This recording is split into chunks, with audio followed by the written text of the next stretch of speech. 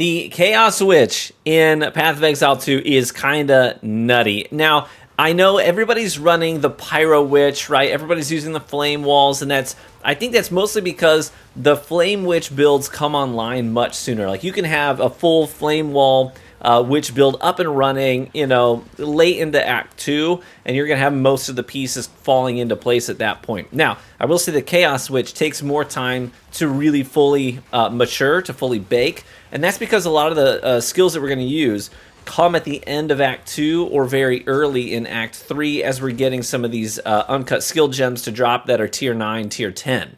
Now, once we start getting access to those things, that's when this build really fully comes alive. So I'm going to show you a little bit of gameplay here, but the basic idea is that this is a friggin' snowball build. Okay, the whole point here is we're going to start applying debuffs and damage dealers that we're going to lay down onto the field, and the whole mob is going to be kind of caught up in it, and they're all going to start getting trickled down, and then as soon as one of them falls, then two of them are going to fall, then four, then eight, then the entire mob is dead. So it's all about snowballing this chaos damage, and there's several moving parts here that sort of all come together as it matures here into early Act 3, and man, is it starting to fire on all cylinders, and it is so fun, so fun.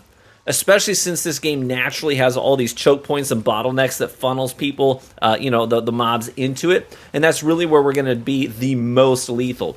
But this is also a build that can snowball damage on bosses as well. In fact, I'll show you some gameplay where we actually, I encounter a boss that is chaos resistant. At my level, chaos resistant. And then I'm going to apply all of these things to him. We're going to shove him into a corner, and even though he resists chaos damage, we're going to take away his resistances, and we're going to start stacking damage and damage over time debuffs on him, and it's just going to chunk him away passively while I just kind of hang back and let everything do its job. So I want to unpack this build for you. We'll start with the skills I'm using, the skills that I have equipped, and how we're actually using them in combat. Like, what's the order, this, then that, right? Then we'll move on, I'll cover my gear that I have equipped, and then finally we'll wrap things up by talking about the passives that I have chosen in the skill trees. So let me just go one skill at a time in terms of the order that we're going to be applying these things. So usually the first thing I'm going to do is I'm going to throw down Contagion, right? Contagion is something you get access to extremely early in the Witch's leveling process. Act 1, I'm talking.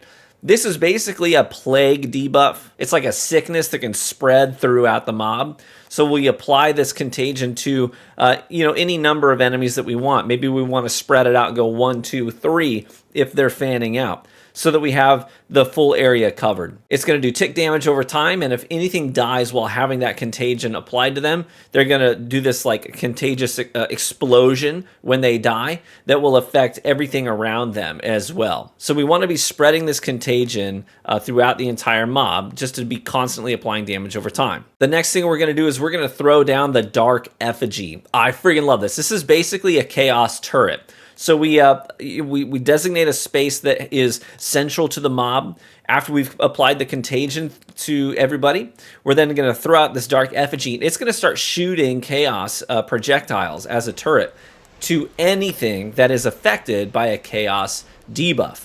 Now, after we've done that, we're going to start spamming a little bit of Essence Drain. So this is just a projectile attack, basically, right? We're just going to start throwing out these purple bolts just to apply it to everybody. But we're also going to be using Despair. This is a big part of the build. So we want to make sure that even if we're fighting enemies that are resistant to chaos damage, we can table that entirely. So if they're resistant, we're going to throw down the Despair spell. And it's this like an AoE pool, like a curse on the ground. And if it applies to anything in its radius, that thing is now going to be weaker to chaos damage. So if they're resistant, it's just going to make them just standard. If they're standard, it's going to make them weak to chaos.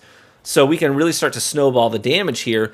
Now we've got Despair is affecting, a bunch of things, making them weak to chaos damage. The Contagion is spreading throughout the crowd. We're throwing out our Essence Drain projectiles and then further applying damage over time to these things, because that's what Essence Drain does. It does a dot debuff. Now, as soon as anybody in this mob dies, we're going to cast Profane Ritual. This is another effigy, or like a symbol, a glyph ward that appears on the ground. And it basically makes it so that you apply it to any dead body, and that dead body is then going to turn into a pool like a pool of chaos damage over time. And it's going to actually overcharge some other abilities of ours. So we're going to get like these blue orbs going to attack onto us, which is kind of cool if you're doing like, I think it's called Bone Storm or whatever, where you charge it up. You can make that an electrified attack at that point if you're charged up from the Profane Ritual. It's actually kind of cool. So you see how we are it's just tons of damage over time, and we're snowballing it. The contagion is getting stronger because every time that contagion spreads throughout the mob, it like increases its damage, right? So it starts out just a level 1 contagion. It kills something, it gets stronger. Now it's a level 2 contagion. It kills more things, it gets stronger. Now it's a level 3 contagion. So it's snowballing this damage. Now every 8 seconds, our totem from the effigy is going to disappear. So we're going to want to recast that and re-up it. I'm also going to be re-upping Despair all the time, just throwing down Despair runes on the ground throughout the mob, making them continually weak and weaker to chaos damage. Now there's 2 other things I want to talk about in terms of skills before we move on. One is that anytime a bunch of, like a full mob falls and dies to our contagion and to all our chaos damage, I'm going to cast Unearth, because then that's going to revive all these like bone scorpions out of the bodies of all the things we just killed. And they're actually going to be imbued with contagion. Since these things died to chaos damage, we're going to raise them up, and they're going to be these chaos-infused little scorpions. So now when we go into our next mob, these scorpions are actually going to spread the contagion for us. So it's not like just one localized encounter, and then you go on and you reset the next one.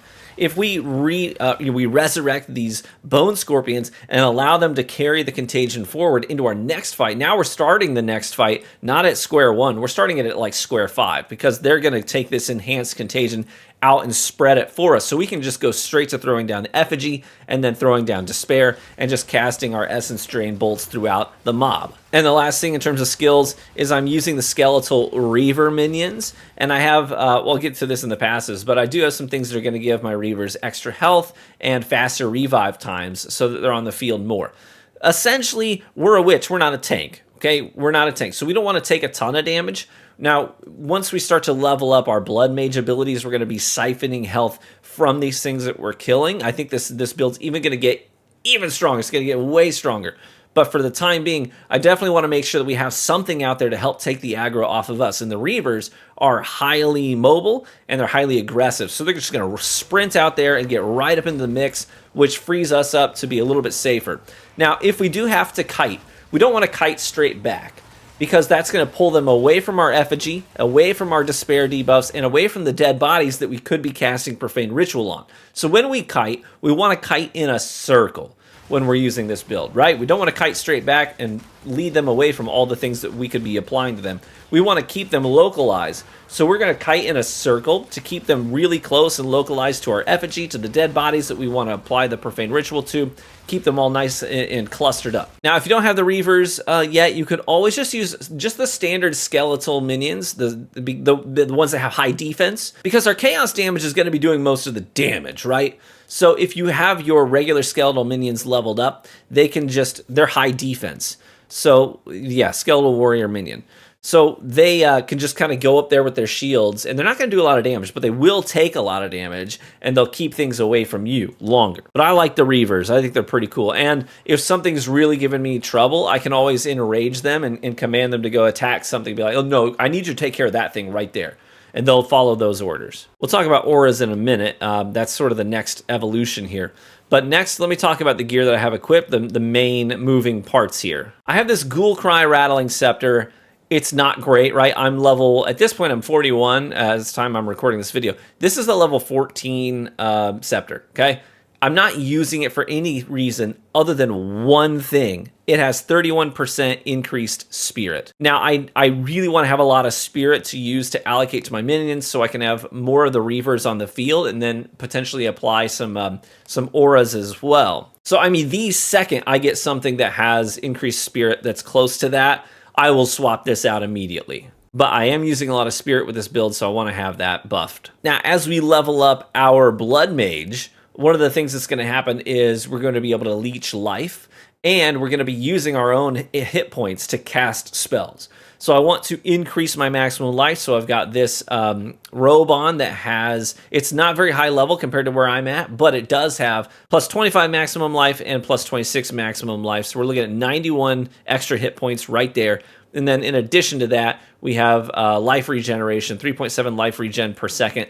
So that's just going to help with survivability. I'm using the Bone Wand because as things are we're trying to keep things localized. The Bone Blast is actually really good at just doing some big chunk AoE damage to things that are already stuck in the debuffs that we have going on. So I like the Bone Wand for this. This one happens to give me more mana and reduced attribute requirements. And then right here, this is something that just fell into this build very recently as I was just dinking around. I got this unique Life Sprig attuned wand to drop. Now, there's a couple things I want to focus on here. One is +3 level of all spell skills.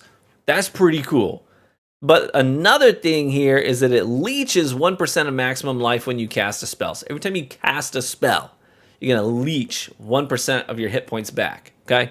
So that's another thing that's going to help us with survivability. I'm also rocking the Devouring Diadem Wicker Tiara. This is another unique item here that just dropped for me pretty recently, so don't feel like you have to have these unique items. They just fell into the build like I'm talking about last night. But it gives me more mana, more energy shields, plus 11 intelligence, which intelligence directly correlates to how much mana you have. So the more intelligence we have, the more mana, the bigger our mana pool is. But here's the thing that's pretty cool about this. Every 3 seconds, you consume a nearby corpse to recover 20% of your life. That's huge! Because as we're baking these mobs, we want that 20% HP refunded every time somebody close to us falls to the damage. So we don't want to be too far back and away from things. We want to be sort of close by.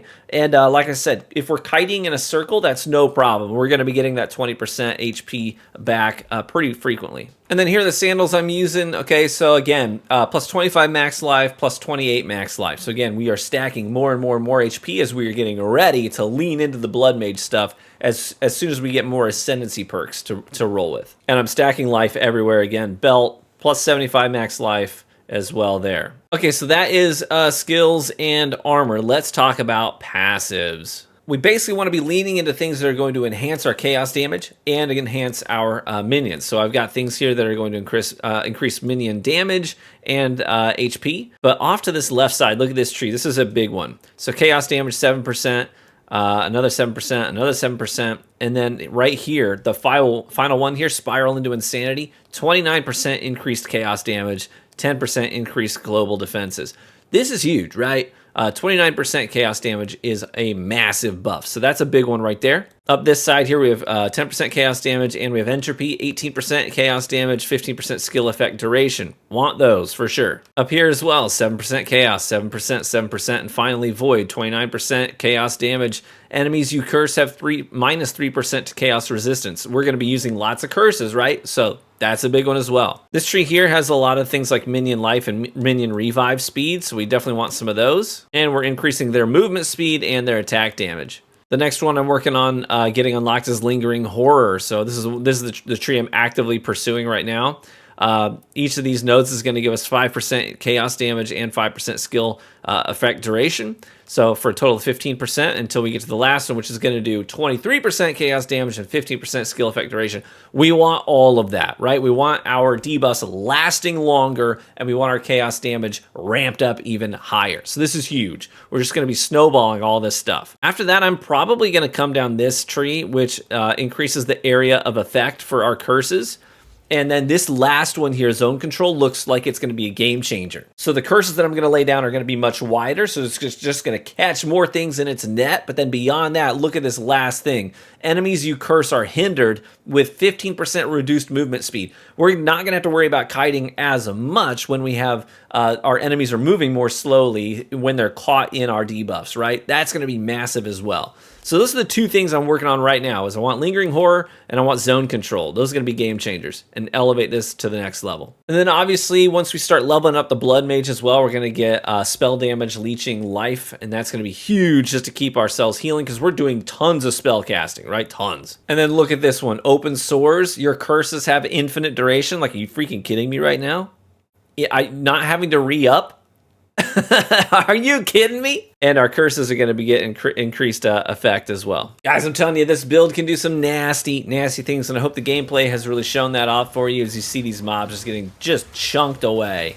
And this isn't like me going to a place that's like 10 levels lower than me or anything. This is like at my level stuff. One thing that you could start getting creative with as you increase your spirit reserves is you could be using things like Withering Presence as well. As we're sort of in the mix there, we're going to have this aura that's just going to emit this withering debuff to things that are near us, and that can really help as well with the snowballing effect. So that's sort of the next stage for me, as I really want to start experimenting with more of these aura debuffs as well. But otherwise, guys, I hope you found this video helpful and informative. Hopefully this gives you some encouragement if you're looking at doing a Chaos Witch, because I know that the Chaos Witches take some time to fully cook. It's not as easily accessible as the Flame Wall Witch builds that are more accessible earlier on in the game. But as you let this one cook, eventually you'll get to a point where it's all coming together, and it's pretty nasty. It's pretty nasty. Thank you so much for watching the video today. If you enjoyed it, then would you let me know by leaving a like on the video, as that's the best free way to support the content right here on YouTube. And consider subscribing for additional Path of Exile 2 content. Be warm and well fed, my friends, and I hope to catch you in the next one.